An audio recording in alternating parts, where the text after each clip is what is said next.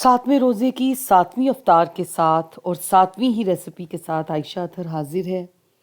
रमज़ान में दस्तरखान पे रोज़ाना समोसे, पकोड़े और कचौरियाँ और इसी तरह फ्राइड चीज़ें रखी जा रही होंगी, खाई जा रही होंगी। ज़ाहिर है दिल भी चाहता है, लेकिन आज मेरा दिल चाह रहा था कि फ्राइड चीज़ों की बजाय सादा सा मटर पुलाव और टमाटर की चटनी से रोज़ा इफ्तार किया जाए।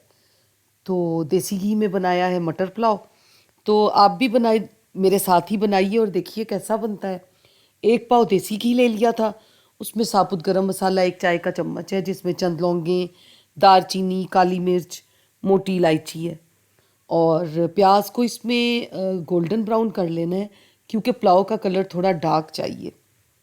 अगर लाइट कलर के चावल पसंद हैं तो प्याज़ों को ज़्यादा रंग ना दें, ज़्यादा कलर ना दें। आधा किलो चावलों की रेसिपी शेयर कर रही हूँ मैं, और इसमें आधा किलो ही मटर हैं निकले हुए। जितने ज़्यादा मटर होंगे उतना ही मज़ा आएगा। इसमें मैंने फिर नमक, मिर्च और 3 टमाटर डाल के मसाले को अच्छे से भून लिया था। 2 ग्लास चावल हैं, बासमती चावल है मेरे, और मैंने इसमें 3.5 ग्लास पानी के ऐड किए हैं। और पानी जब नीम गर्म होगा तो फिर मैंने उसमें चावल डाल दिए। कनौर के 2 चिकन क्यूब्स चाहिए, जिन्हें चाहें तो आप पानी में मिक्स करके डाल लें। मैं तो वैसे ऐसे भी डाल लेती हूँ, मिक्स हो जाते हैं, लेकिन पानी में मिक्स करके डालेंगे तो ज़रा अच्छे से डिज़ोल्व हो जाते हैं। क्या शानदार लुक आई है चावलों की, देखिए।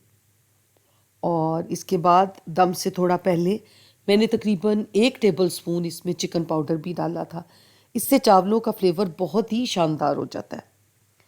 एक एक दाना अलग और मज़ेदार खड़े खड़े चावल बने थे।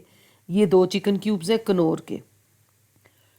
ऐसे ना डालें तो बेहतर है, वैसे मेरे इस तरह भी मिक्स हो जाते हैं, थोड़े पानी में मिक्स करके डालें। बस अब मैं दम लगा रही थी। साबुत ज़ीरा डाला है 1 टेबल स्पून, थोड़ा सा पिसा सूखा धनिया, थोड़ा सा गरम मसाला। और दम के वक्त हरी मिर्च ना डालें तो क्या चावलों का मज़ा आना है। इसके साथ मैं टमाटर की चटनी बनाती हूँ, जिसमें टमाटर, पुदीना, हरी मिर्च, प्याज और सिरका और थोड़ा सा काला नमक। और क्या शानदार चटनी बनती है, और चावलों के साथ बहुत ही मज़ा देती है। देसी शेसी आपका अपना चैनल है। चैनल को लाइक, शेयर, सब्सक्राइब करें और कमेंट करके ज़रूर बताएं कि आज की रेसिपी आपको कैसी लगी। धुआं उड़ाता गर्मा गर्म मटर पुलाव तैयार है और बहुत ही शानदार बना था। और देखिए एक एक चावल का दाना अलहदा है। कैसे हो सकता है कि इतने लजीज मटर पुलाव बनाओ और मैं अपने रोज़ेदारों को ना खिलाऊं।